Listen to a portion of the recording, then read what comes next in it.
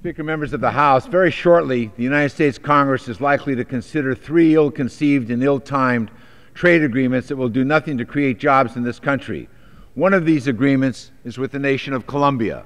One of our most important responsibilities as elected officials is to promote and protect American jobs and American values. We do this by ensuring that those who receive trade preferences respect essential democratic rights.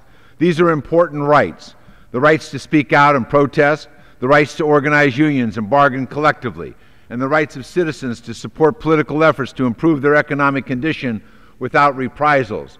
Unfortunately, we see what happens when union members in Colombia try to exercise their rights. Death squads are unleashed against union activists and union rights leaders and defenders. Union leaders are gunned down in broad daylight. This isn't yesterday's news. The intimidation and violence continue this day. There have been 17 confirmed killings of unionists in Colombia this year, according to a human rights group. Last year, 90 unionists were murdered worldwide, 49 of them in Colombia. Colombia unionists face the highest rates of murder anywhere in the world. To overcome long-standing objections to passage of the Colombia Free Trade Agreement, President Santos of Colombia and President Obama signed a labor action plan on April 7th. The plan includes the deadlines for new laws that could enable workers to form unions as a means to advance social progress in Colombia. This plan has deadlines to restrict the use of cooperatives that allow employers to evade bargaining directly with their workers. It calls for new labor enforcement agencies and the hiring of additional inspectors.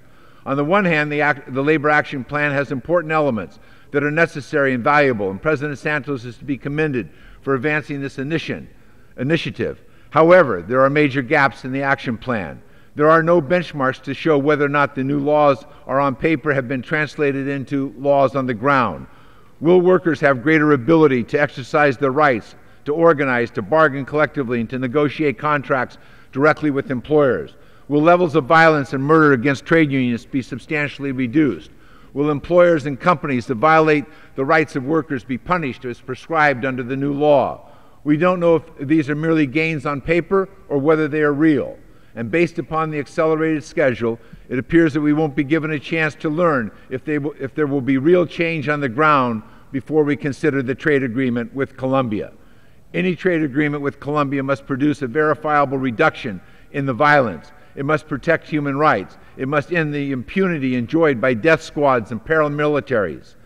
Due to the lack of the benchmarks for progress, Colombia could still have a record year of assassinations, and the action plan would be declared a success. Under the plan, the Colombian government is supposed to be providing expanded physical protections for union activists. I met with regional and national union leaders last month who told me that little has changed on the ground. They told me they haven't received the protection. The action plan calls for hiring additional labor inspectors over the next 4 years to enforce these new laws. There is a program to relocate teachers who have received death threats. There is a program to address the backlog of thousands of union homicide cases that have yet to be prosecuted. And there is no assurance that the actions will be carried out.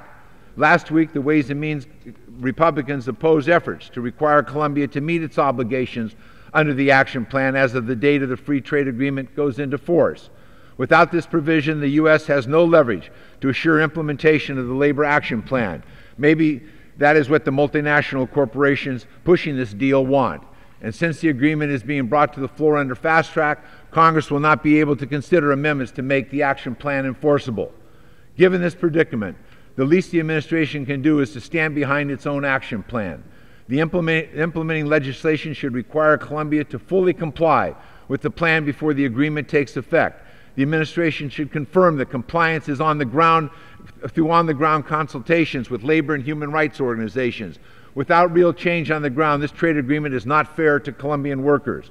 They deserve the basic rights not to be subjected to threats and murder, and because they demand a better life. This agreement does not fairly represent our nation's values, and it's fundamentally unfair to America's workers. They can't compete with workers who face death squads for wanting a better working conditions. They can't compete with a country that continues to allow thousands of assassins to operate with impunity. It's past time that we as a nation stand up for American values and American workers. I yield back. Chair recognizes the gentleman from Michigan, Mr. Hosue, for 5 minutes.